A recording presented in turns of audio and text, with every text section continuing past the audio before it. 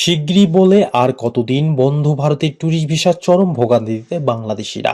জানাবো বিস্তারিত। আপনি কি ভারত ভ্রমণের পরিকল্পনা করছেন? তাহলে সঠিক জায়গায় এসেছেন। Welcome to Indian tourist visa news. আমরা এখানে প্রতিদিনের ভিসা আপডেট, ইমিগ্রেশন নীতির পরিবর্তন, আবেদন প্রক্রিয়া এবং ট্রাভেল অ্যাডভাইজারির ভিডিও আপলোড করি। আপনি যদি বাংলাদেশ বা অন্য কোনো দেশ থেকে ভারতে যেতে চান তাহলে আমাদের ভিডিওগুলো আপনার কাজে লাগবে।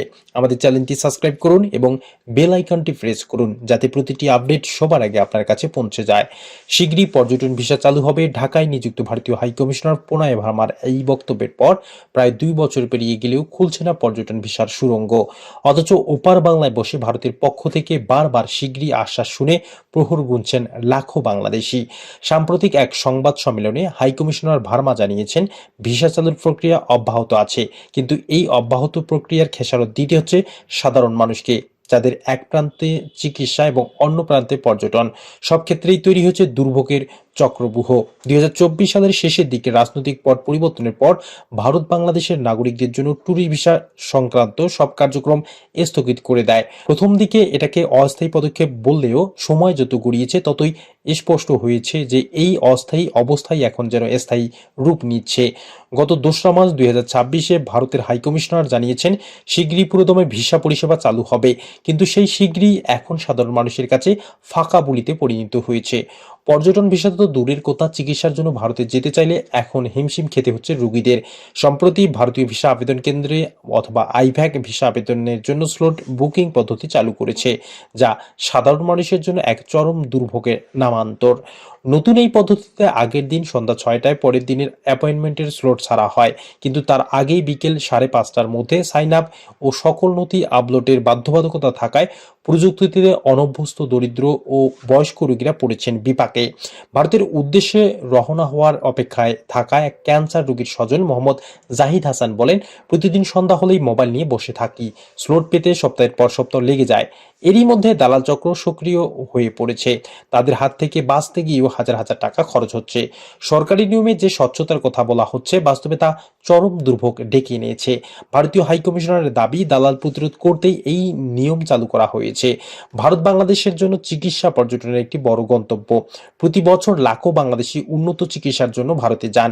2026 সালের ফেব্রুয়ারিতে ভারতে চিকিৎসা ভিসায় নিয়ম কিছুটা শিথিল করলেও পুরনো সেই স্বস্তি ফেরেনি এখনো।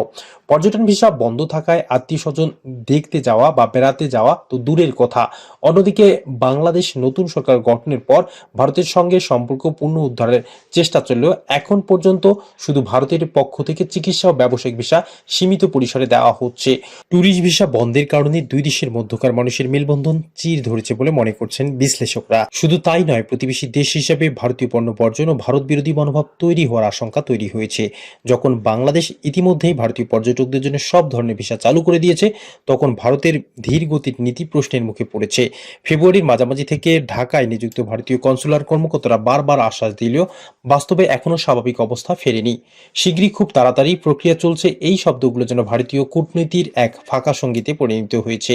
এদিকে এই সুযোগে সক্রিয় হয়েছে দালাল চক্র। ভুক্তভোগী এক আবেদনকারী জানান, অফিসিয়ালি কোনো ভিসা না পেয়ে অনেকেই বাধ্য হয়ে দালালদের দ্বারস্থ হচ্ছেন। এতে যেমন অর্থনৈতিক ক্ষতি হচ্ছে, তেমনি হয়রানি বাড়ছে। ভারত আমাদের প্রতিবেশী, কিন্তু তাদের এই আচরণে মনে হচ্ছে আমরা যেন তাদের জন্য বোঝা। ঢাকা বিশ্ববিদ্যালয়ের আন্তর্জাতিক সম্পর্ক বিভাগের অধ্যাপক ডক্টর ইমতিয়াজ আহমেদ বলেন, ভিসা ইস্যুটি কেবল ভ্রমণের সুবিধার বিষয় নয়, এটি দুই দেশের সম্পর্কের তাপমাত্রা। পর্যটন ভিসা বন্ধ রেখে এবং চিকিৎসা ভিসায় নানা জটিলতা তৈরি করে ভারত অনিচ্ছাকৃতভাবেই বাংলাদেশের সাধারণ মানুষের মনে নেতিবাচক ধারণা তৈরি করছে। এই ক্ষোভ দীর্ঘমেয়াদে দ্বিপাক্ষিক সম্পর্কের উপর প্রভাব ফেলতে পারে। ভারতের এই শীঘ্রই নীতিতে রীতিমতো বিপাকে পড়েছেন ঢাকার এক ট্রাভেল এজেন্ট। তিনি নাম প্রকাশ না করার শর্তে বলেন, 50টিরও বেশি ট্যুর প্যাকেজ বাতিল করতে হয়েছে, পর্যটকদের জিম্মি করে রাখা হয়েছে। ভারত যদি সত্যি প্রতিবেশী প্রথম নীতি নিতে চায়, তাহলে ভিসা পরিষেবা স্বাভাবিক করতে আর দেরি করা উচিত নয়। শেষ পর্যন্ত ভারতের সেই শীঘ্রই এলে বাংলাদেশিরা কি আস্থা ফিরে পাবেন, নাকি খুব আরো আক্ষেপে রয়েই যাবে, সেটাই এখন দেখার বিষয়। আমাদের সাথে থাকার জন্য অসংখ্য ধন্যবাদ। দেখা হবে নতুন কোনো টপিক নিয়ে। ততক্ষণে চ্যানেলটা সাবস্ক্রাইব করে রাখবেন কিন্তু।